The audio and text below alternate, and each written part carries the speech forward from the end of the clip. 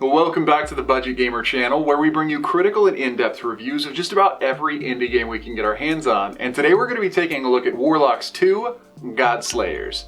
And I want to be upfront about it. My first impressions of the game were actually pretty poor, so I'm actually really happy that I stuck with it.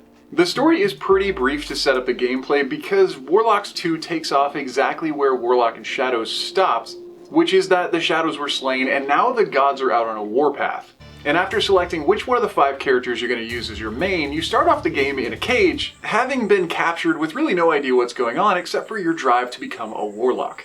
And after being freed by a mysterious stranger, you start off on your path to prove yourself and hopefully join the ranks. The overall campaign of this spell and sword side-scrolling hack and slash spans across 3 different entire worlds.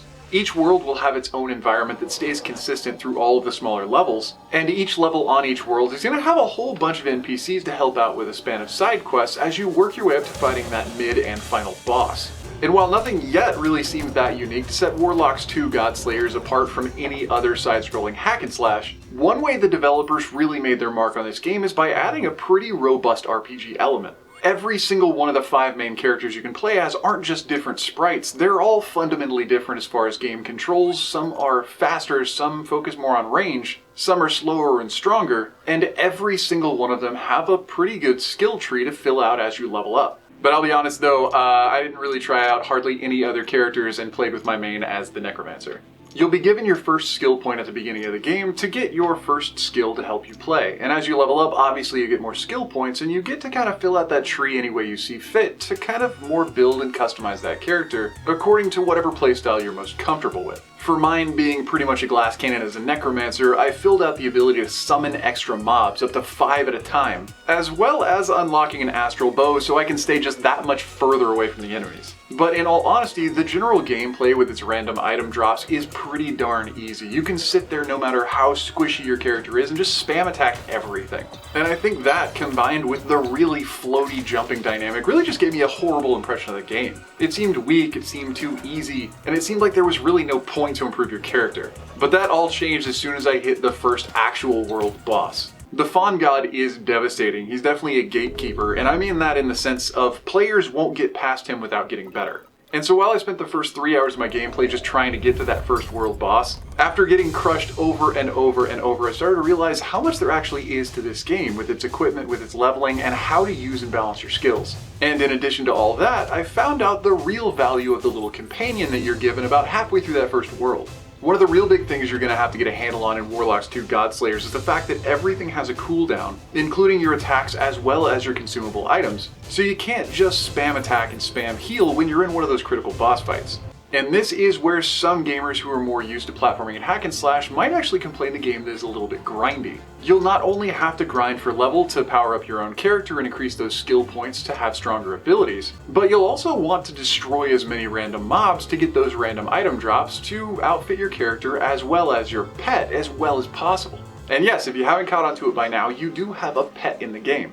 Warlocks 2 is a multiplayer game, and I think if you're playing through Steam, it has online support. On the Switch, local co-op only, so sorry about that. But the solo campaign's also really enjoyable, and having that pet really helps, because your little pet creature is basically your support staff. Moving away from the general mechanics, though, the game's graphics, they're pretty good. They're probably not as great as you would expect, but they do well to give the game that kind of early classic retro vibe. The game's soundtrack and audio effects as well are pretty well suited and really diverse considering the variety of characters that you're going to be facing throughout the duration of the game. But calling back to that first comment I made at the beginning of the review about how my first impression with Warlocks 2 Godslayers was not really that great, that is the honest thing. It took me a few hours to really get into the game, and honestly it took me to getting to that first world boss to really appreciate the depth of the game that I was playing. The floaty jump mechanics and the slow running and this kind of twin stick shooter mechanic that they have for the aiming, it's all just really off-putting.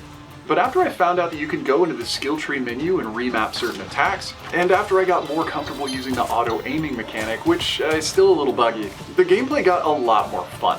Considering the absolute necessity to overpower yourself for the boss fights gave me a lot more incentive to actually play through, grind, finish all the side quests, and try really hard to balance the armor and outfitting of my character for the types of skills that I wanted to use. And that's just something I really didn't expect from this game.